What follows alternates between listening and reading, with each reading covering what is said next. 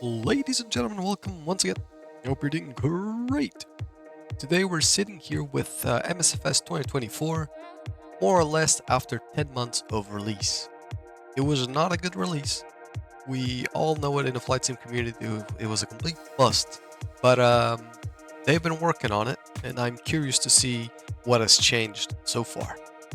Let's dive right in. It's been a while since I had 2024 installed on my computer. I did a video on the channel saying that I was going back to 2020, and after that I just completely uninstalled 2024. It was just simply not worth the time. Too many bugs, too many missing features, and it was just really getting on my nerves. So I've been watching other YouTubers, I've been watching a lot of pictures on Facebook groups, Instagrams, or whatever, and things are starting to look a bit better now. I don't know if I'm gonna make the switch just yet, but I think we are reaching that point of equilibrium, of where MSFS 2020 and 2024 are coming closer and closer together in terms of quality. So obviously this video is not sponsored by anyone. I just really wanted to get back into 2024 and take a look at it. So if you enjoy this type of content, let me know in the comment section below. Let me know what you think of the current state of 2024. Let's start a discussion about it. So out of the bat, one thing that I noticed, which might be placebo effect to be honest, is the fact that the menus and the interactions are a bit more fluid. So the interaction with the menu seems to be a bit faster now. It doesn't lag as much. It doesn't have that weird input lag that I feel like I used to have. When at the time of release. The other thing that I noticed is that I had to fiddle around with my graphics settings quite a bit. I was not happy with default settings that I had before when I tried it out on release. I had to mess around with it a bit, look up some other YouTube videos, look up some forum posts and try to figure out what would work best with my rig, which by the way is it's not a bad computer at all. It's a pretty modern build if you want to call it that. In terms of other options, I think it stayed the same. One big change that I noticed was the fact that now you can download the whole simulator, which is something that you can do.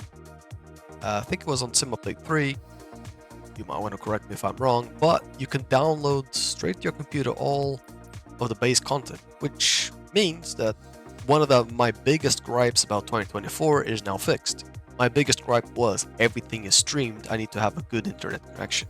I do have a good internet connection, but I don't want to rely on it to fly. I don't want to be putting unnecessary data consumption on my network. So this is a good alternative, and this is something that I haven't downloaded just yet. It's 193 gigs, and I haven't downloaded it just yet because I'm waiting for the decision to make the switch to 2024 and get rid of 2020 from my computer. So currently I don't feel like I have the space to have both installed, so I'm just going to keep 2024 streamed and 2020 installed, and we'll keep it out of the way while we figure out what's going on. So this is pretty cool. This is something that was really needed at release. I don't know why it took so long, but it's really good that they added this so you can actually download your stuff, keep it in your computer, and hopefully load and present itself better. Not sure if that's the case, but that's what I think happens anyways. My other gripe with 2024 was the fact that there was not a lot of good add-ons on it, especially the ones that I was using every day, and I couldn't play them on 2024. This is still the case for the 737-800, which still hasn't made its way into 2024 at this time, but my favorite aircraft, the Douglas DC-6, while it's not completely compatible with 2024 officially, it's been working just fine. Like, I've been able to fly it pretty well without any sort of issues. So that's definitely a positive point on my book. On top of that, any GA aircraft that I was flying, like the Tecnam or the Comanche, they all seem to work more or less. The only thing that I was sad about was noticing the Bagulo Cessna 172 is not working at all on 2024. It completely just gets the loading screen stuck, and it doesn't move into the simulator at all.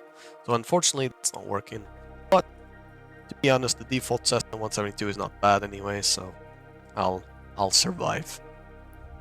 So still on the subject of add-ons, let's just keep in mind that I was talking about aircraft, but sceneries, I didn't have any issues with sceneries, to be honest. They seem to work.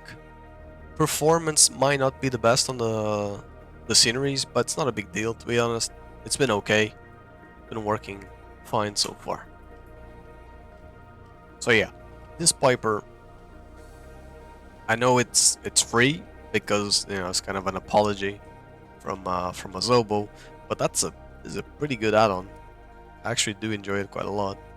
It feels quite superior to the Just Flight Arrow 3 that I was used to be flying on 2020. So I'm quite surprised that this thing came out free of charge. Pretty cool stuff. Forgot to remove the pitot tube. Okay, doesn't matter. Another cool thing about 2024 is that the fact that I can't get over how pretty it looks. The clouds, the sky colors, ground, the reflections, the general color, general atmosphere of the simulator, the lighting system, it's very superior to what I see in 2020. The terrain quality, it doesn't really, I still think it's not on point, but it's getting there. The terrain level of detail is getting there. I know you can boost it up, but honestly the performance hit is not worth it. And I had exactly the same setting on 2020 and I had no issues. So some areas look better than others. I still don't know where to stand on that one, but in terms of atmosphere, in terms of clouds, the whole feeling, the whole ambience of the simulator, it's a lot better, like actually enjoyable. And while we're talking about the general feeling, the general ambience of the weather, I want to talk about the aircrafts as well. I feel like they've changed quite substantially. They feel a lot better. I don't know if they actually change anything. This might just be a placebo experience and I might just be saying gibberish, so I apologize for that. But I've been flying 2020 and then making a quick switch to 2024, I noticed a big difference on the physics of the aircraft. Somehow, they feel a lot easier to trim, they feel a lot more stable, and it's not stable as in on rails, so it's not like an arcade-ish feeling, but they feel right, and that's what we're looking for. But we all need to keep in mind that we're never gonna get an extremely realistic simulator that feels exactly like the real thing in real life, because it is not real life. But if it feels right, if you know how an aircraft should behave and it feels right, if you enjoy the experience, that's more than enough. And at this point, I think that the flight characteristics of the 2024 are getting there. They're quite good. It actually feels good to fly an airplane in 2024. I still have a gripe with this. I don't particularly enjoy the walk-around feature, but I'll explain why. I do like the option to go around the aircraft, do all my checks, which kind of if you're doing like real life flying, that helps you remember the procedure, and it's quite cool and interactive, and I like that.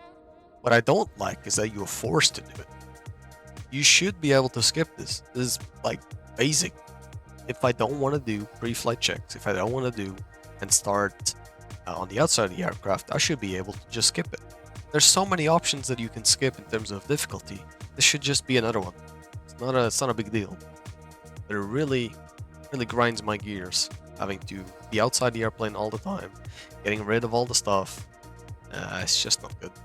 But general aviation, you might say, oh yeah, that's just 3 things you gotta take care of, like jocks and the engine covers and the pitot tube, maybe the static port as well. So that's not a lot of things. Yeah, you're right. But when you try and fly the Phoenix, which is now compatible, come on. I really don't want to be walking around taking out chocks of an A320. I'm not going to be doing that IRL anyways. So yeah, don't force me to do it. That's a bit awkward. But if they fix that, then that issue is gone. I mean, another positive point towards 2024. So just to recap this whole conversation, which was a bit all over the place. At the moment, we have the capability of downloading the base content of 2024 into your hard drive so you don't have to stream it anymore. And this includes the world updates as well if you want to download it. So basically, in terms of packages installing, it became the same as 2020. That's a good thing. In terms of add-ons, we obviously increased the amount of add-ons that are compatible, and some of them even natively developed for 2024, which is the case of this Piper Dakota, which was included for free, doesn't matter, but it was specifically designed and created for 2024, which is amazing. Some of the old legacy aircraft, like the DC-6 for me and the Comanche, some good airplanes that were on 2020 are now compatible with 2024. I almost forgot the Phoenix, but yeah, the Phoenix is compatible with 2024 as well. It has cool walk-around features and whatnot, so it's completely done for 2024. So that's another positive side. The general environment of 2024, so the clouds, the atmosphere, the reflections, the lights, everything is quite satisfying, quite realistic. It looks amazing, and I really enjoy it. In terms of sceneries, we are covered as well, because most of the sceneries from 2020 they work on 2024. The only thing that you might have is performance issues, which hopefully get ironed out in the future. But at this stage, for the flights that I've been doing, I haven't really had major issues so far. Now, just to briefly mention the bad things, is the UI is not as clunky as it used to be, but it's still very basic and ugly.